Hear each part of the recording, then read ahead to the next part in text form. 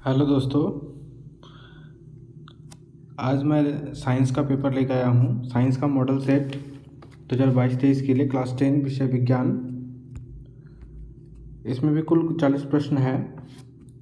देखिए पहला प्रश्न क्या कहता है, दाढ़ी बनाने के किस प्रकार के दर्पण का उपयोग किया। दाढ़ी बनाने में किस प्रकार के दर्पण का उपयोग किया जाता है। दाढ़ी बनाने में अवतल दर्पण के उपयोग किया जाता है। दूसरा क्वेश्चन क्या कहता है, गोलीय दर्पण में फोकस दूरी एवं वक्रता त्रिज्या के बीच संबंध। गोलीय दर्पण में फोकस दूरी और वक्रता त्रिज्या के बीच संबंध, यानी कि यहाँ पे फॉर्मूला पूछा है आपसे, फोकस दूरी बराबर एफ बराबर जो है R/2 होता है। ठीक है, तो इस हिसाब से इसका आंसर हो जाएगा बी नंबर। नेक्स्ट क्वेश्चन कहता है कि प्रकाश के अपवर्तन की क्रिया में कौन सी भौतिक राशि अपरिवर्तित रहती है। प्रकाश के अपवर्तन की क्रिया में कौन सी भौतिक राशि जो है अपरिवर्तित रहती है। तो देखिए आवृत्ति, वेग, तरंगदैर्घ्य, तो इसमें इसका आंसर हो जाएगा आवृत्ति। आवृत्ति जो है अपरिवर्तित रहती है। 1 मीटर फोकस दूरी वाले उत्तल लेंस की क्षमता, उत्तल लेंस की क्षमता पूछा है आपसे, तो 1 मीटर उत्तल लेंस की क्षमता होगी 1 डायोप्टर। नेक्स्ट क्वेश्चन कहता है कि 4 डायोप्टर क्षमता वाले अवतल लेंस की फोकस दूरी। देखिए 4 डायोप्टर क्षमता वाले अवतल लेंस होगा, तो चूंकि इसमें जो भी आंसर होता है वो माइनस में होगा, क्योंकि ये हमेशा ऋणात्मक में होता है, ऋणात्मक में होता है। तो चूंकि यहाँ ऑप्शन में कोई नहीं है, लेकिन फिर भी 4 डायोप्टर का होगा इसका answer B number 25 centimetre. Next question कहता है कि वाहन के अग्रदीपों में किस दर्पण का उपयोग किया था। वाहन के अग्रदीप, अग्रदीप मतलब हेडलाइट, क्या हो गया यहाँ पे, हेडलाइट। तो हेडलाइट में कौन सा होता है, तो अवतल दर्पण का उपयोग होता है। मानव नेत्र के जिस भाग पर किसी वस्तु का प्रतिबिंब बनता है वह क्या कहलाता है। मानव नेत्र के जिस भाग पर, नेत्र का जो भाग होता है उसमें जो एक भाग होता है रेटिना, तो रेटिना पर जो है जब ये प्रकाश पड़ता है तो यहाँ पर प्रतिबिंब बनता है, तो इसको कहते हैं हम लोग जो है दृष्टिपटल। क्या कहते हैं इसको, दृष्टिपटल। इसको ही रेटिना कहा जाता है, रेटिना। देखिएगा इसका ही आंसर है रेटिना, तो रेटिना बोलिए दृष्टिपटल।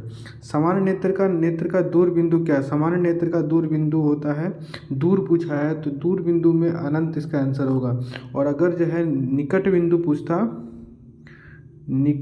पूछता तो इसका आंसर क्या हो जाता, 25 सेंटीमीटर, 25 सेंटीमीटर। लेकिन यहाँ पे क्या पूछा, दूर बिंदु, तो इसका आंसर हो जाएगा अनंत।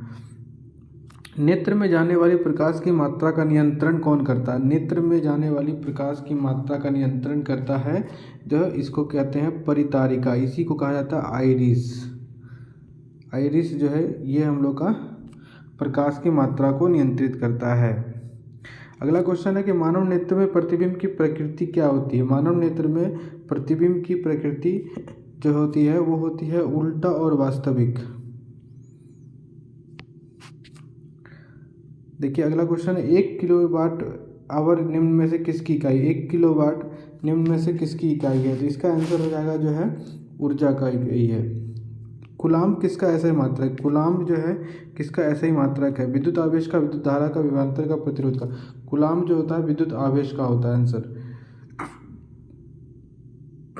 विद्युत मोटर एक युक्ति है जो परिवर्तित करती है। विद्युत मोटर किस ऊर्जा को किस ऊर्जा में बदलती है, तो इसका आंसर हो जाएगा विद्युत ऊर्जा को यांत्रिक ऊर्जा में बदलती है।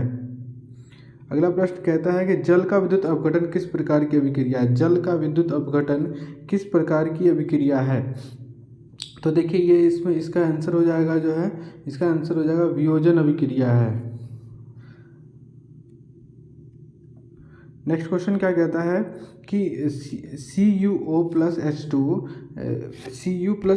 H2O में इस अभिक्रिया में किस पदार्थ का उपचयन हो रहा है। उपचयन पूछा है, तो इसमें जो है उपचयन हो रहा है किसका, तो इसमें इसका आंसर हो जाएगा हाइड्रोजन का उपचयन हो रहा है, क्योंकि इसके साथ ऑक्सीजन मिल रहा है, यहाँ पे उपचयन हो रहा है ना, ये इसका उपचयन हो रहा है।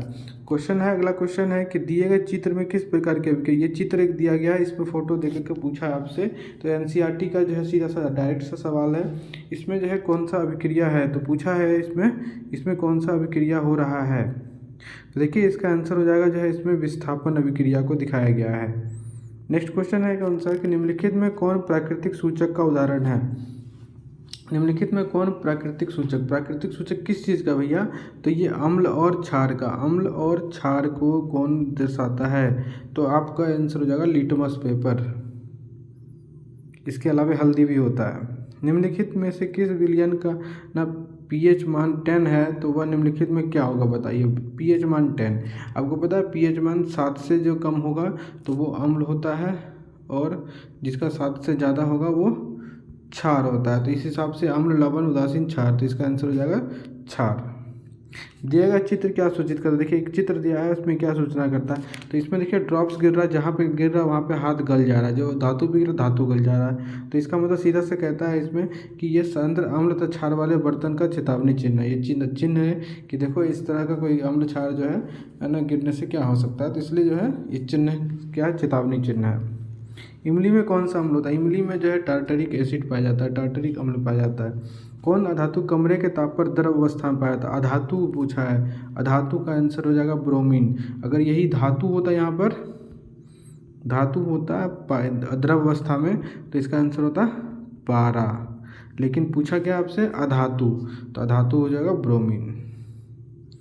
अगला क्वेश्चन कहता है निम्नलिखित में से किस पदार्थ का उपयोग अग्निशामक बनाने में किया था? अग्निशामक बनाने में देखिए यहाँ पे क्वेश्चन थोड़ा सा घुमाया है, कुछ नहीं, ऑप्शन को क्या कर दिया है? घुमा दिया। सोडियम बाइकार्बोनेट एक होता है जिसका उपयोग अग्निशामक यानी आग बुझाने में की जाती है, सोडियम बाइकार्बोनेट। लेकिन यहाँ ऑप्शन में सोडियम बाइकार्बोनेट कहीं नहीं है, चारों में सोडियम है, केवल एक तो जो हाइड्रोजन है। तो ये वाला आंसर सही होगा NaHCO3। तो ये देखिए सोडियम हाइड्रोजन कार्बोनेट का उपयोग जो होता है अग्निशामक बनाने में होता है। नेक्स्ट क्वेश्चन कहता है क्या कि आधुनिक आवर्त सारणी किस आधार पर, आधुनिक आवर्त सारणी पीरियोडिक टेबल किस आधार पर बना है? तो ये परमाणु संख्या पे के आधार पर बना है, एटॉमिक नंबर के आधार पर बनाया गया है।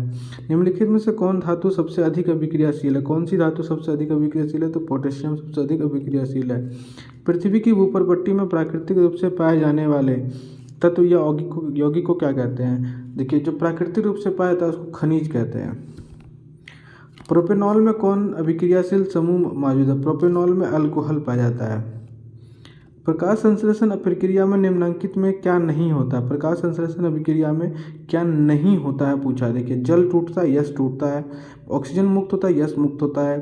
तो कार्बन डाइऑक्साइड मुक्त होता है, ये शायद नहीं हो सकता है। कार्बन डाइऑक्साइड का उपयोग होता है, यस होता है। तो इसका आंसर हो जाएगा सी, मुक्त नहीं होता कार्बन डाइऑक्साइड, इसका यूज होता है। फ्लोएम से खाद्य पदार्थों का परिवहन पौधे में किस दिशा में पर, फ्लोएम से किस दिशा में जाता है? खाना जो है एक पौधा होता है, तो पौधा का जो है पत्तियों से में फ्लोएम पाया जाता है। अब फ्लोएम जो है क्या करता है? भोजन को ले जाता है। तो आप कहेंगे कि सर ये नीचे की तरफ जाएगा पत्तों से जो है जड़ तना में, लेकिन कभी कभी जब प्रकाश नहीं होता है तब भी जो है क्या होता है, जो फूड जो अनाज जो जड़ में जमा होता है वो ऊपर ले जाने का काम करता है फ्लोएम। तो आप याद रखिएगा कि जो है ऊपर और नीचे दोनों ओर होता है। नेक्स्ट क्वेश्चन है ब्रिक की रचनात्मक और क्रियात्मक इकाई। ब्रिक का रचनात्मक और क्रियात्मक इकाई को जो है बोलते हैं हम लोग नेफ्रॉन। क्या कहते हैं? नेफ्रॉन भी कहते हैं, ठीक है। लेकिन यहाँ ऑप्शन में नेफ्रॉन है नहीं अंग्रेजी में, यहाँ पे ब्रिकक हो जाएगा इसका आंसर, ठीक है। ऐसे अगर होता तो नेफ्रॉन होता। अगला क्वेश्चन क्या कहता है? फल को पकाने के लिए कौन सा हार्मोन उत्तरदायी है? फल को पकाने के लिए कौन सा हार्मोन उत्तरदायी है? तो देखिए ऑक्सिन, जिबरेलिन, एथिलीन, प्लाइस्टोसिकिनिन। तो इसका आंसर हो जाएगा एथिलीन। एस्ट्रोजन स्रावित होता है, एस्ट्रोजन स्रावित होता है कहाँ से? अंडाशय से। ये जो है मादा जनन अंग में पाए जाने वाला हार्मोन है। नर युग्मक और मादा युग्मक के संलयन को क्या कहते हैं? नर युग्मक और मादा युग्मक के संलयन को निषेचन कहते हैं।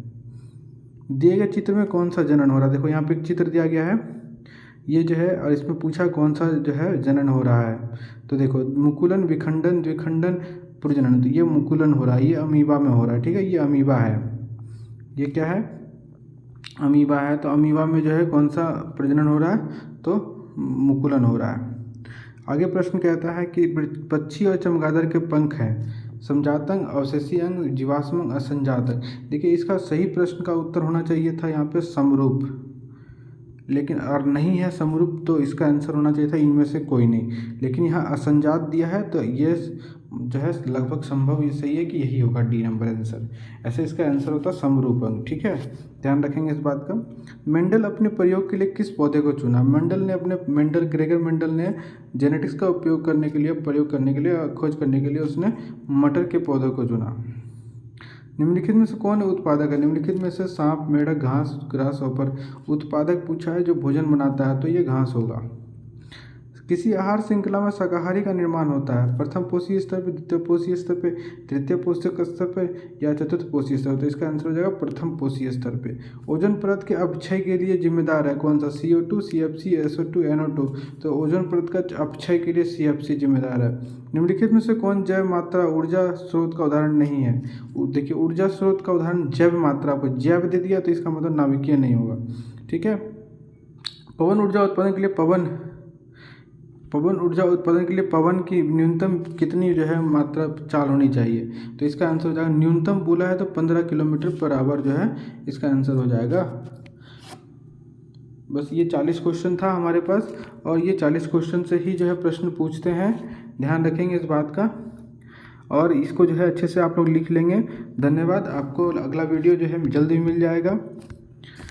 कृपया जो है चैनल को सब्सक्राइब करते हुए जाएं और लाइक करें, और अपने दोस्तों के बीच शेयर भी करें।